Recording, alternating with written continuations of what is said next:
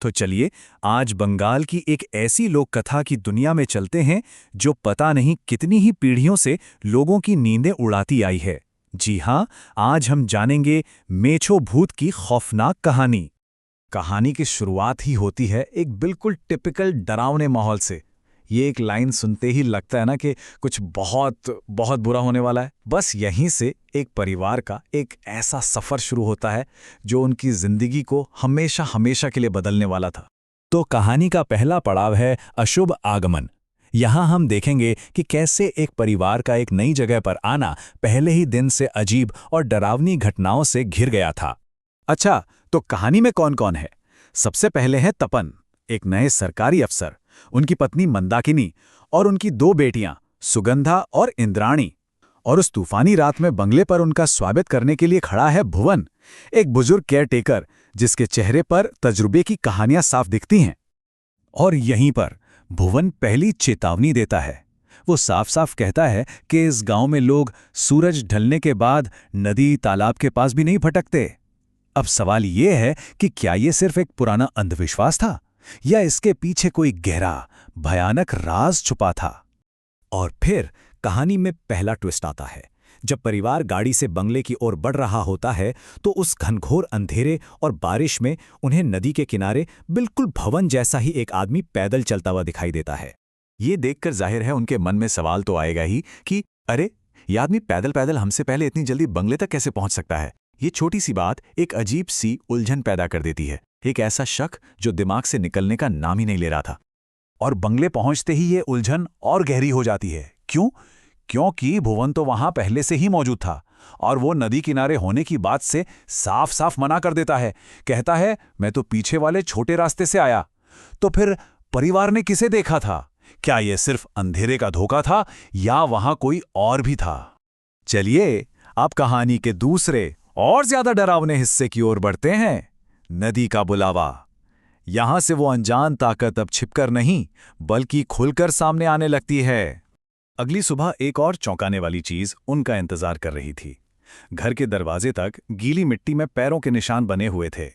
पर जो बात सबसे अजीब थी वो ये कि निशान घर से नदी की तरफ नहीं बल्कि नदी से चलकर घर की तरफ आ रहे थे। जरा सोचिए, जैसे कोई रात में नदी से निकलकर उनके दरवाजे तक आया हो। भुवन जैसे ही इन निशानों को देखता है उसके चेहरे का रंग उड़ जाता है और वो कांपती हुई आवाज में एक ऐसी बात बताता है जिससे सबके होश उड़ जाते हैं। वो कहता है कि ये निशान किसी ऐसे जीव के हैं जिसके पैर उल्टे होते हैं। और यहीं पर परिवार को पहली बार एहसास होता है कि उनका सामना किसी इंसान से नहीं बल्कि किसी शैतानी ताकत से हो रहा है। अब कहानी का फोकस सुगंधा पर आ जाता है। उसे नदी किनारे एक बहुत ही खूबसूरत लड़की मिलती है। उसका चेहरा एकदम मनमोहक था, आंखें बड़ी बड़ी और काजल लगी हुई। वो बताती है कि वो पास में ही रहती है, लेकिन बात करते करते ही वो अचानक से गायब हो जाती है, जैसे कभी वहां थी ही नहीं। जाने से पहले वो लड़की सुगंधा से एक बड़ा ही अजीब सा सवाल पूछती है, मुझे मच्छी दोगी?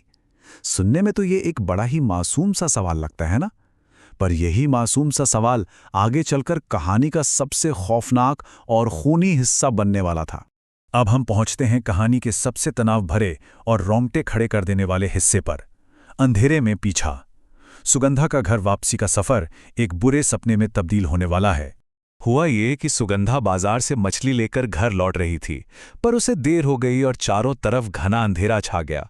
और जैसे ही वो नदी के पास वाले उस सुनसान रास्ते पर पहुंची, खौफ का असली खेल शुरू हो गया। सबसे पहले उसे अचानक एक बहुत ही तेज सड़ी हुई बदबू आती है, बिल्कुल वैसी जैसे कोई सड़ी हुई मछली उसके मुंह के पास ले आया हो।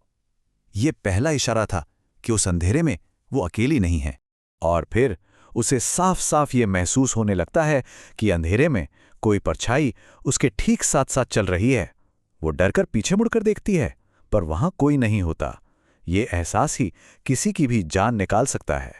तभी अंधेरे से एक ठंडी सी कांपती हुई फुसफुसाहट सुनाई देती है, मामा के माछ दिया, मतलब मुझे मछली दो। ये वही सवाल था, लेकिन इस बार इसमें मासूमियत नहीं बल्कि एक अजीब सी ठंडक थी।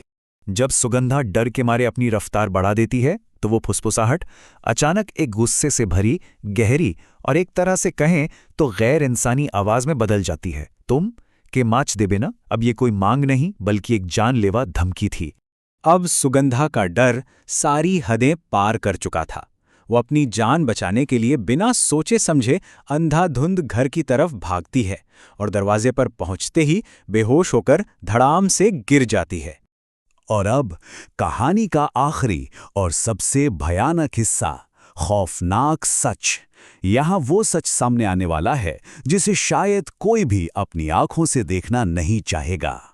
उसी रात जब पूरे घर में एक डरावनी शांति छाई हुई थी, मंदाकिनी को रसोई से कुछ चबाने जैसी एक बहुत अजीब आवाज सुनाई देती है। वो ये देखने के लिए उठती है कि आखिर इतनी रात को रसोई में है कौन। और रसोई में जो मंजर था उसे देखकर किसी की भी रूह कांप जाए। सुगंधा हाथ में कच्ची मछली लिए खड़ी थी। उसका चेहरा और कपड़े खून से लथपथ थे और वो उस मछली को किसी जंगली जानवर की तरह नोच नोच कर खा रही थी। उसकी आंखें, वो आंखें किसी इंसान की नहीं बल्कि किसी शैतान की लग रही थी। और जब उसकी माँ उसे डरी हुई आवाज में पुकारती है तो सुगंधा के मुंह से कोई और ही बोलता है, अब मैं इसके साथ रहूंगी। और इन्हीं शब्दों के साथ ये कहानी खत्म हो जाती है, ये बताकर कि मेचो भूत ने सुगंधा पर हमेशा के लिए कब्जा कर लिया है। पर सोचने वाली बात यह है कि क्या ये सिर्फ एक कहानी है या ऐसी ताकतें आज भी उन सुनसान नदी किनारों पर किसी के इंतजार में भटकती हैं।